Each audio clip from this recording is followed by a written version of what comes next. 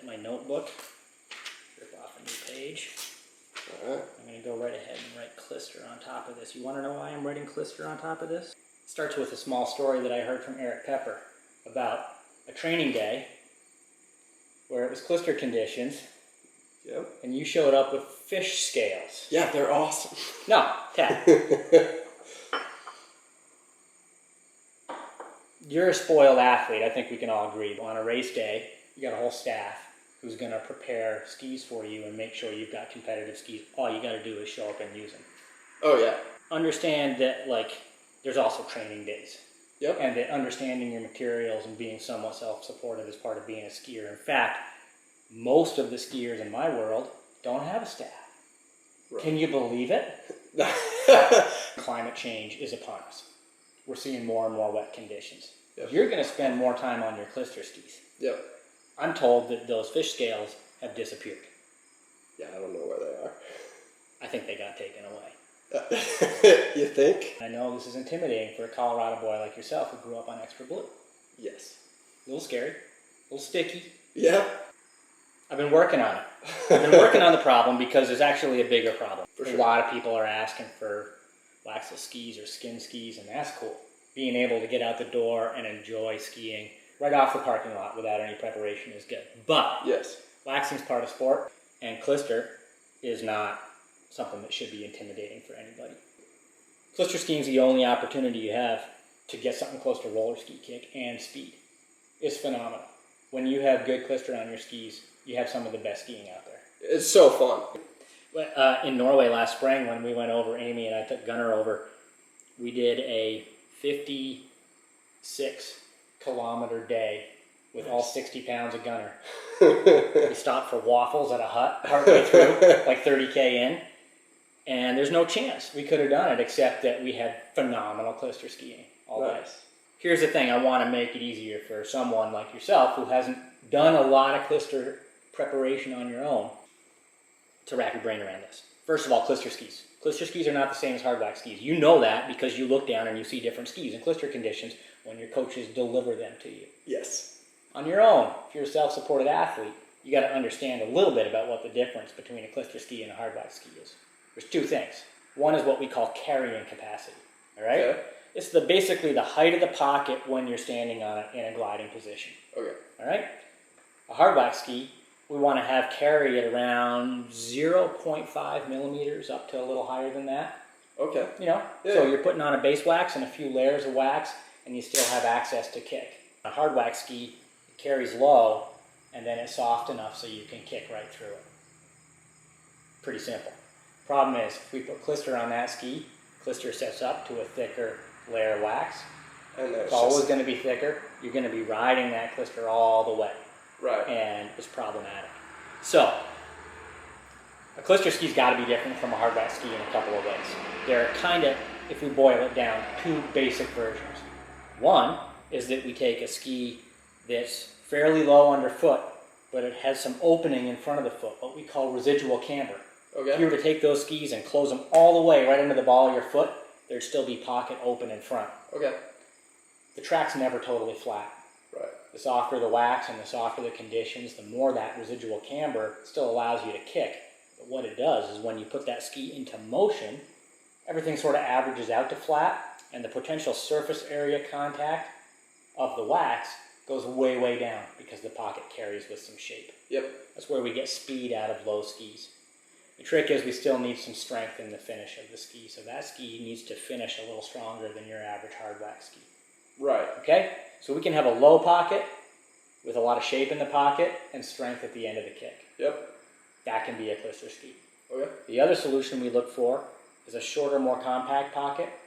Not as much residual camber, not as much shape. The high point of that camber is going to be back closer under the foot, but it's real high.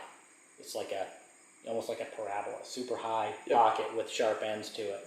And it carries high, but you can kick through it. It's actually a little softer in the finish. It's not quite as resistant to kick. So you sit up real high, but you can kick through. Okay, two types of Klister skis. You know, one or the other is going to be what we're working toward. Ultimately, that real high one is awesome in softer snow. Right. softer, like breaking spring snow. Whereas that lower one tends to be great ice klister solution. Okay. We can pick universal klister skis, kind of using a little bit of the characteristics from both, a little higher pocket, a little more strength, a little shape.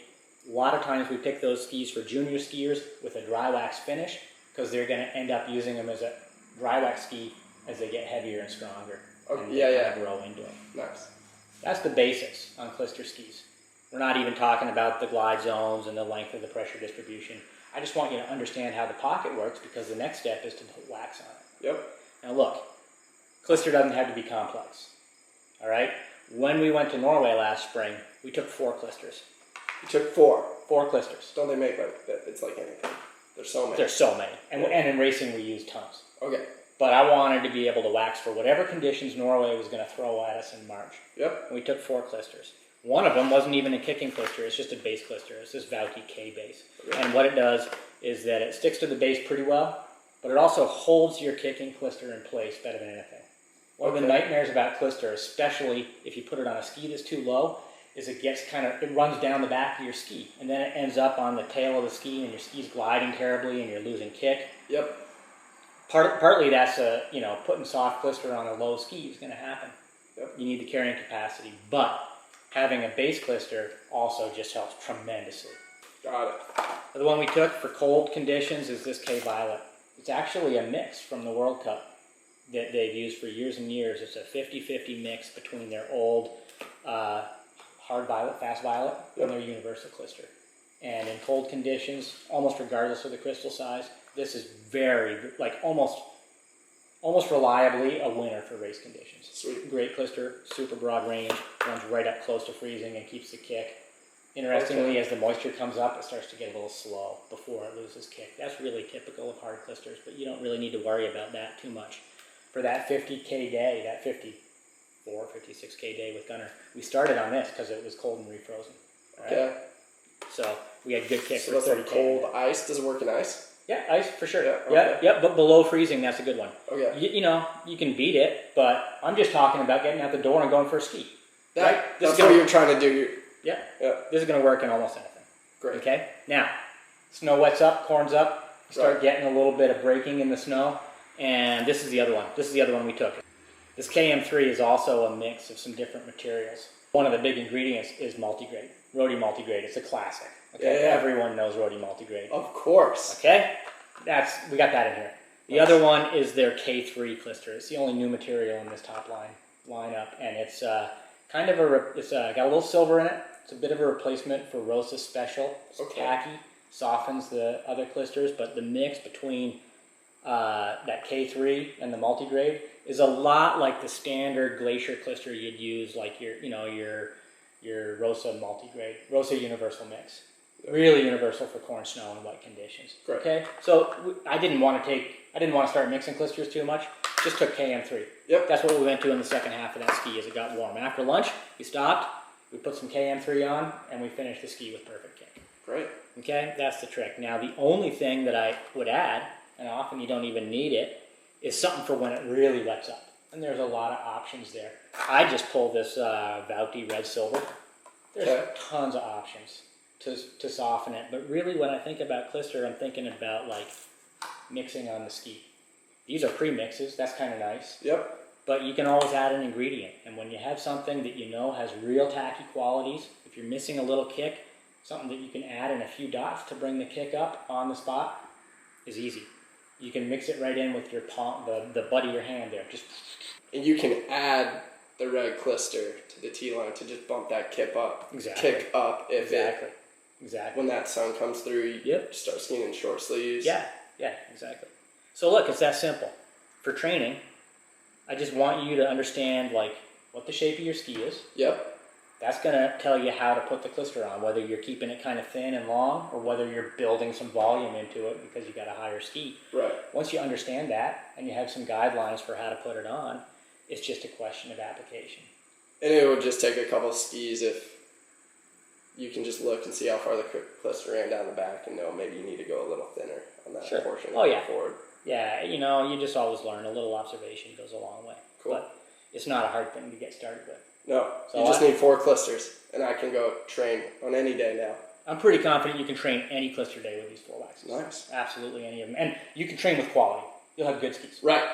Maybe not like race-winning skis, but good skis. But great skis to kick and glide. I can tell you straight up, like we raced a lot of Klister last year, and these 2 kicking Klisters were they were in the mix more often than not. They're always getting tested, you know. And we even for big high level races, this is for sure. They're getting for sure. Okay. Absolutely. Yeah. Sweet. We use those all the time. Sweet. Good. So that's Klister. I just want you to be real clear on how this is going to go down. You're going to carry those waxes. You're going to know your skis. Yep. We'll mark the zones for you. Cool. We're clear. Sweet. No more fish scales. No more skin skis. The skin skis are cool. You can take them if you don't have time, but I want you putting Klister on your skis. That's good. It's going to happen.